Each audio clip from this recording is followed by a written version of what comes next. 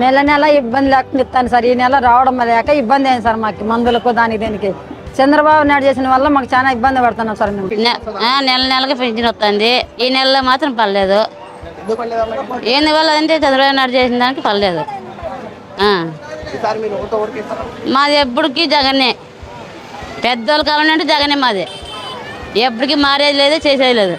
మా ఆయన తెలుగుదేశం వాళ్ళు వచ్చేది కూడా లేదు. మాకు ఇంటికాటికి రావాలా, వాళ్ళంటే ఉండాలా. మాకేందో మందులు మాతర్లు బాగలేక మేము చచ్చిపోతున్నాము ఇంట్లో పడి.